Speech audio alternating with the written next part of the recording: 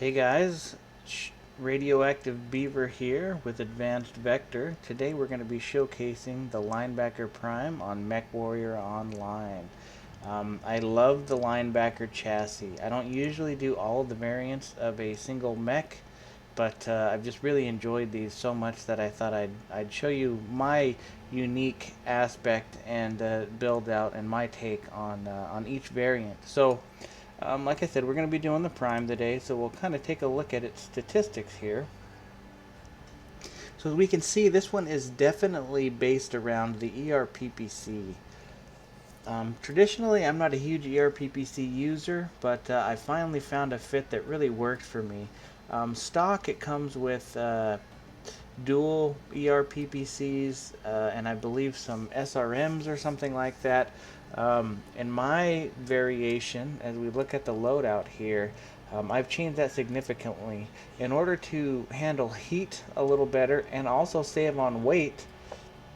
I've only done one ERPPC mounted high on the right shoulder, so I could have done left, I don't know. I picked right because I enjoy the right shoulder.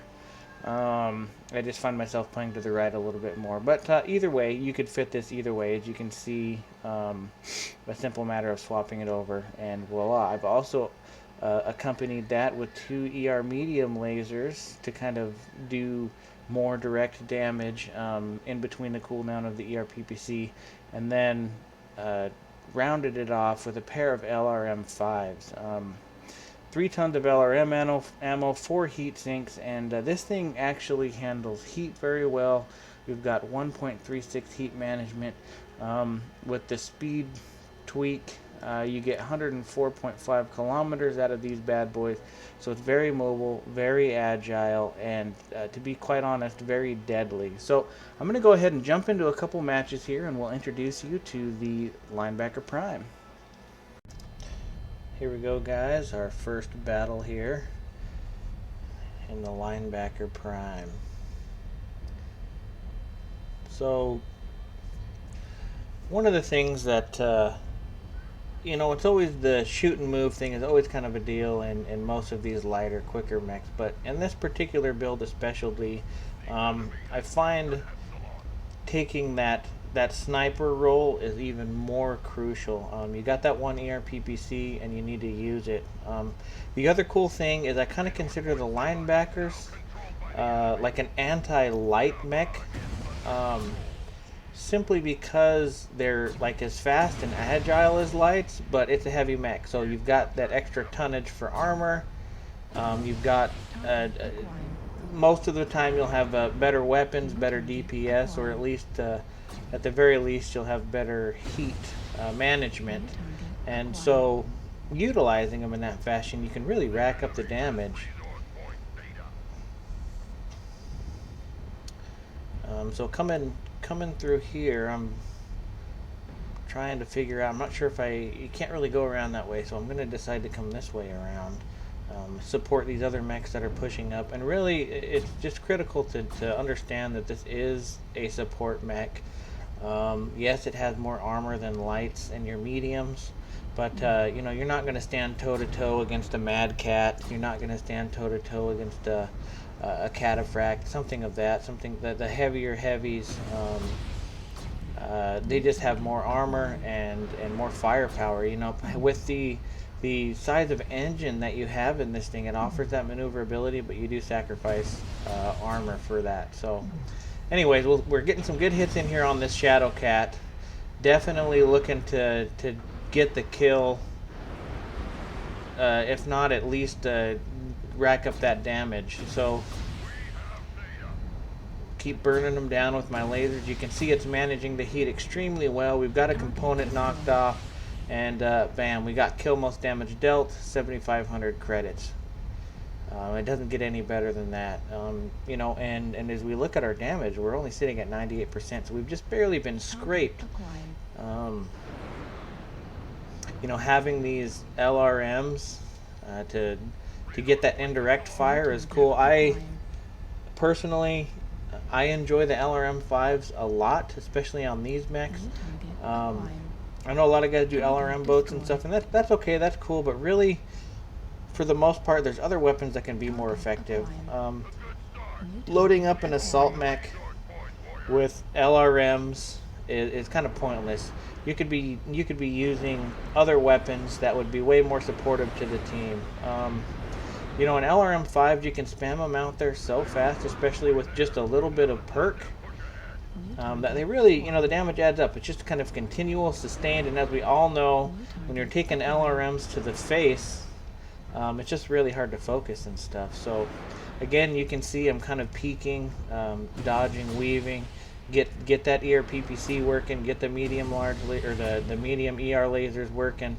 I'm gonna get a lock here in just a second, and I'm gonna start spamming. Try not to burn my buddy in the back too bad. Alright, so here you can see I'm spamming those LRM5s, and they're going to start hitting that Evan Jag, and he's just not going to be able to see. He's not going to be able to effectively return fire.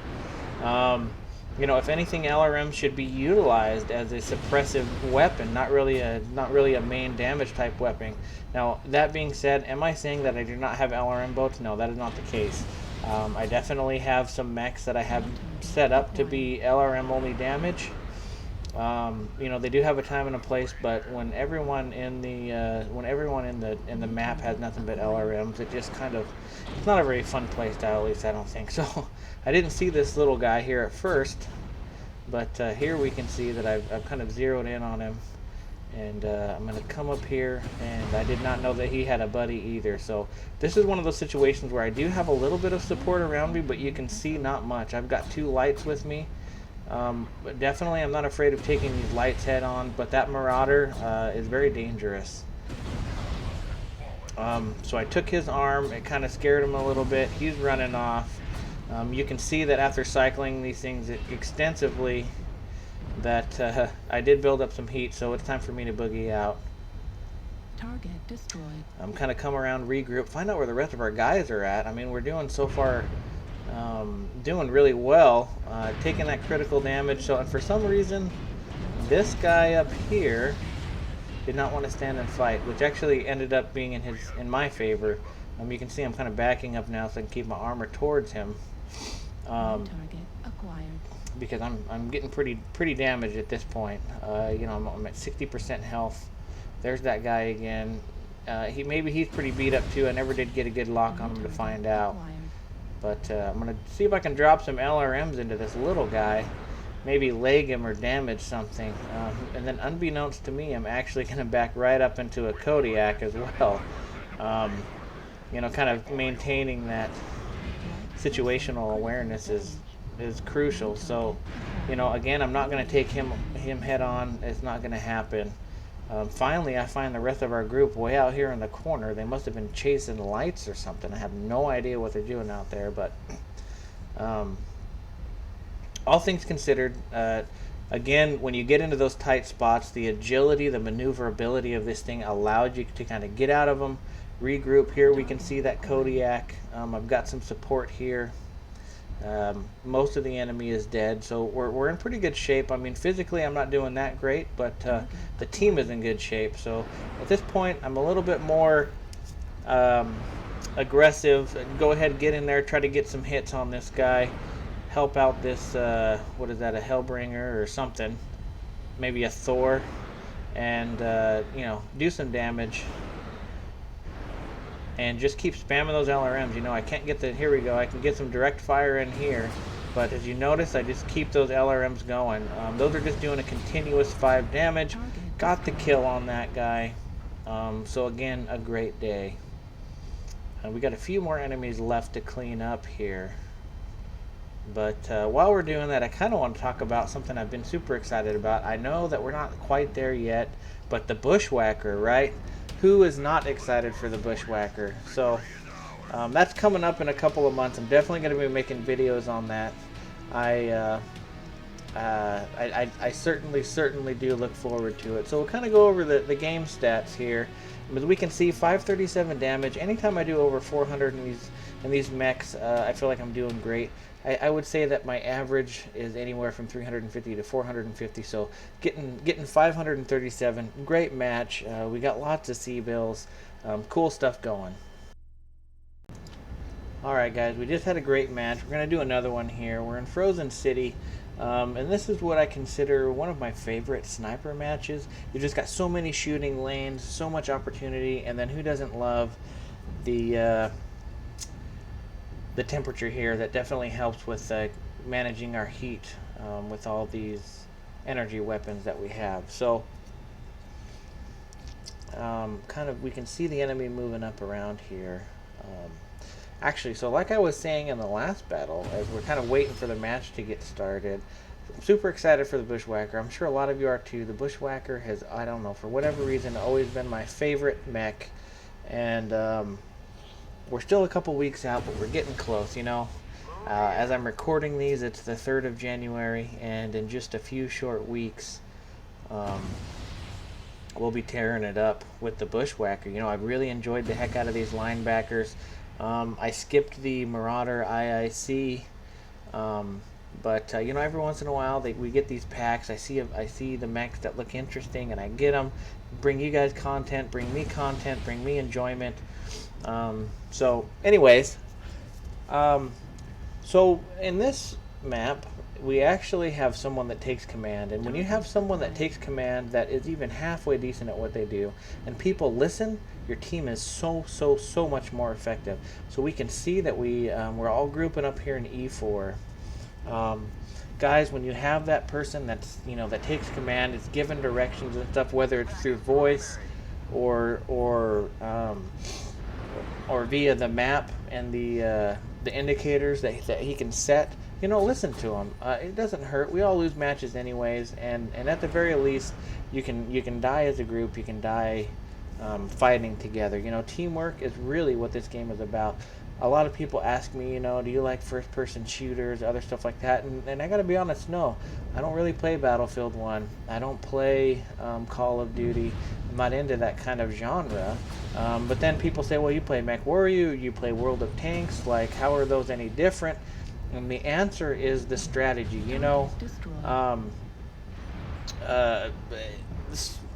extenuating circumstances, I guess extremely rare cases aside, you don't roll up on a mech and just one-shot them. You know, where you have that capability, you have the multiple lives in some of these other first-person shooter games.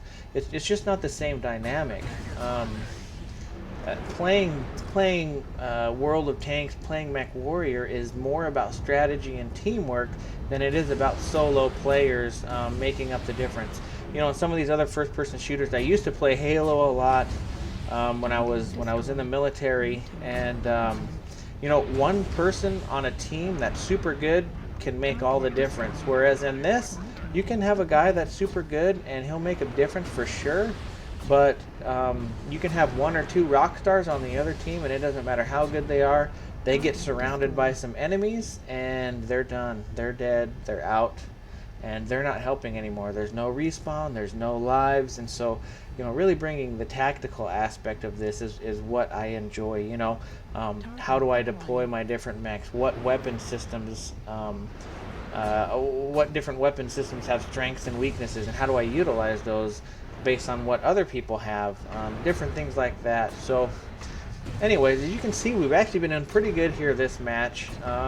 Been flying around the map a little bit, keeping those LRM-5s going, and that's really what it's all about with this mech. You know, you just got to keep that consistent fire going. You know, pounding them with that ER-PPC and then following up with a couple ER medium lasers. I like to get those LRM-5s kind of staggered, and then just hold it down and let them fire off. Again, that put that consistent fire on them. They're getting hit with missiles. They don't really know what's going on. It makes them track harder. It just is almost infuriating sometimes to get nothing but LRM. We've all been LRM spammed before, and it's just not a fun feeling. So again, here we are leading with some medium lasers, getting that ER-PPC to work, and you know, these mechs, all of them, this is one thing that they all have in common. None of the linebackers have high alpha. I would say out of all of them, the red line is probably the one that has the most when you get those 5 small lasers, those 5 small pulses. But even then, it's not like you're just demolishing people. It's not like you've got quad AC-10s or dual AC-20s or a couple of Gauss rifles or anything like that. You really have to live. You've got to live, and you've just got to continuously apply that damage if you want to get anything. So in this match, we've actually been doing quite well. Utilizing the LRMs a little bit more than I typically do, but that's okay, you know. We got a lot of hills, we got a lot of cover that we have to try to shoot over, and getting them into the game, that's why we keep them. I don't consider them max damage things. Like I said, they're more of a deterrent, more of suppression type of a deal. But if you're getting good damage out of them, then utilize them. You know, you have them on there for a reason. Again, so you could see from the last map how we were occasionally overheating. On these winter maps with this particular build, you don't have to worry about that at all. I haven't even really come close, and especially even right here, you can see I'm continually shooting stuff. At this point, we're kind of just cleaning up. This has been a super great map, or match, I should say. So, you know, I say this in all my videos, and I want to reiterate, because I don't want people to get discouraged from playing certain mechs and stuff, or upset when they get them. But I don't always have matches this great. Just like anyone, there's matches where I roll in the match, I get 3 hits in, and then I get surrounded and killed. You know, I don't always post win videos. I try to post videos that have good content in them. It's not really, it's not that I'm too proud to admit that I lose or that I do horribly sometimes, but quite frankly, no one wants to watch a match where I die in the first 30 seconds of the game. There's just nothing to see there. And so when you get these mechs, when you try them, stick it out. Find a build that works for you. What works for me may not work for you, but that's okay. You know, you've got to play with it. You've got to adjust. When I first got these, I was having a lot of fun flying around the battlefield, but you know, it took me a long time to perfect these. So we'll go over the damage and stuff here. So we can see 718 damage, 3 KMDDs. This was an excellent match. Again, this doesn't always happen. So guys, I really appreciate everything that you've done. Thank you for supporting the channel. If you haven't already, liked, subscribed, trying to get 100 subscribers. So anyways, until next time, we'll see you on the battlefield.